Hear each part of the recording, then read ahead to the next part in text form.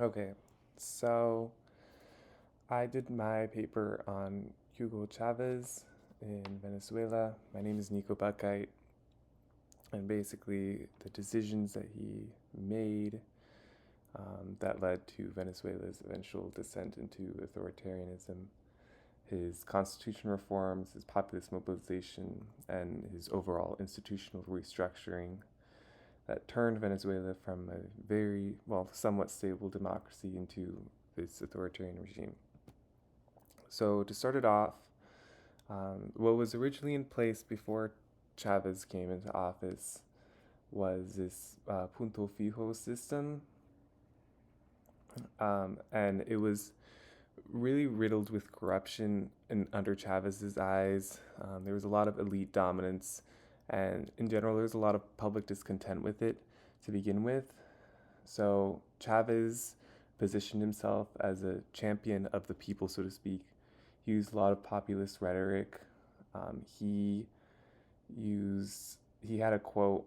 He said fascists are not human.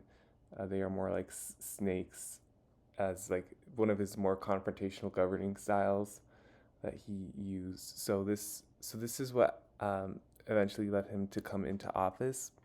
To the left here, I have a graph showing Venezuela's GDP per capita. He took office in about 1999. So right here, there's a brief spike, and then it went down right after he took office. And I'll explain why that happened later in this. So Chavez made these choices to overcome the overall asymmetric power structure that was occurring in Venezuela over the time, the Punto Fijo elites. Um, he was trying to centralize authority to defend the Bolivarian revolution, and mobilize mass support through populism. Chavez genuinely believed that only a strong presidency could achieve the social transformation that he was looking for, and he sought to make those choices to consolidate that power. So to start, he tried to rewrite the Constitution, and he did successfully. So these two graphs on the left are a referendum of rewriting the Constitution to expand power, and he won. Each question was related to rewriting the Constitution, and it had similar terms in here that expanded the presidential term, abolished the Senate, or consolidated the military.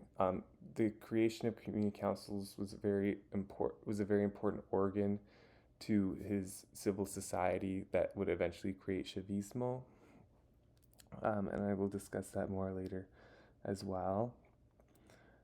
He emphasized greatly that these reforms were supposed to empower the poor, but in reality, it mainly removed veto points and entrenched the executive's power.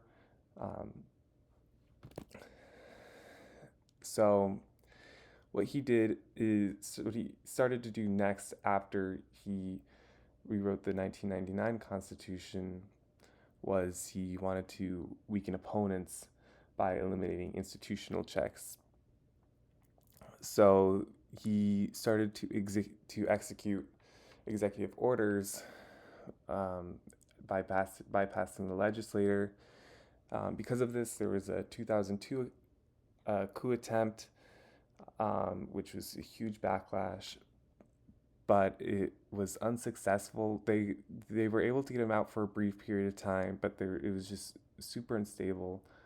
So after the coup, Chavez used mass mobilization to further justify his centralization. He sort of knew that needed to start cracking down, and he had this narrative that sort of framed the opposition as enemies, and that really allowed him to consolidate even more power at this time. There hasn't been a coup since then. So so in 2003, the opposition tried to do a recall vote. Chavez delayed this as much as possible, um, And in order to sort of like help himself win the referendum, he started doing a lot of social spending, and he started to use oil-funded clientelism, and he'd give elites oil money. So eventually, once he got a grounding in that, he agreed to do a referendum in 2004, and he barely won. Well, he won with a great amount, but he won with a far smaller vote than he did in his previous years, with only 59%.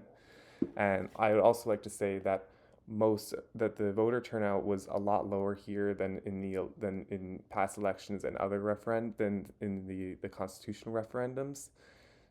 So it was a little bit skewed there, and the legitimacy of this vote is a little bit in question as well. The next thing that he wanted to do to consolidate this power was to start restricting the institutions. So he expanded the Supreme Court from 20 to 32 seats, and he gave his loyalists the majority.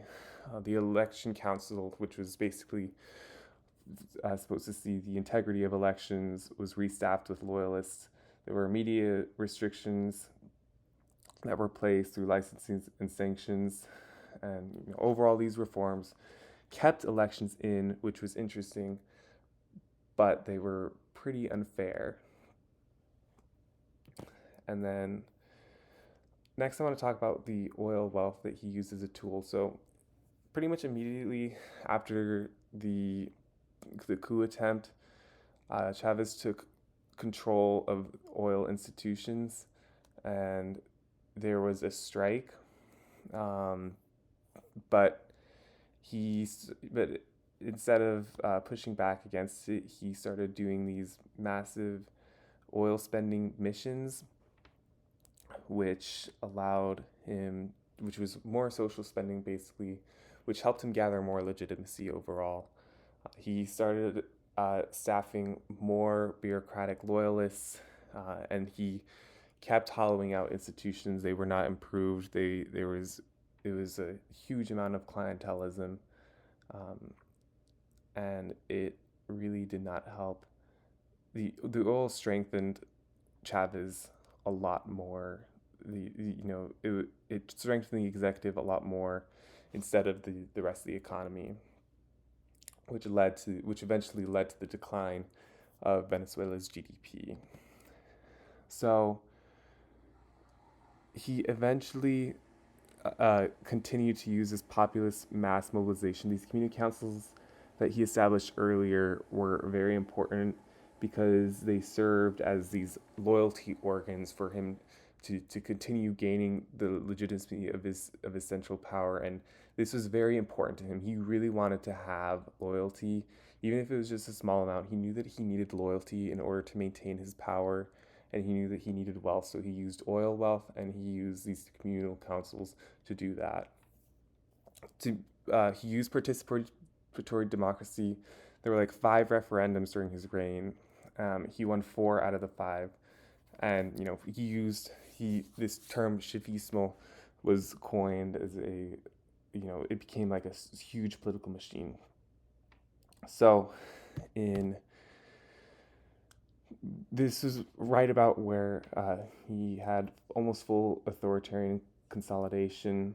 This is a list of the referendums that were called during Chavez's reign. He won every single one except for the one in 2007, and he still barely lost it. But he was able to ask for it to go up for election again, and he won again in 2009.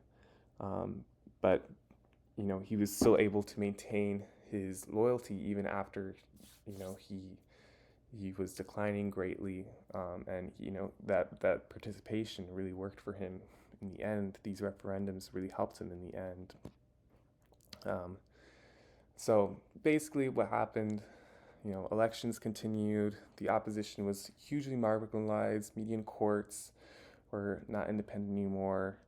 There was democratic erosion all around, and Chavez, the central authority, justified what he wanted to do through the popular will, quote unquote. And the key takeaways here: he believed that elites were threatening the revolution, and he used oil wealth to buy loyalty and restructure institutions. And he used populism and institutional control to lead to his eventual enduring power. And the result was basically this authoritarian regime masked by participatory rhetoric. Very interesting strategies that he used to get there. Thank you so much.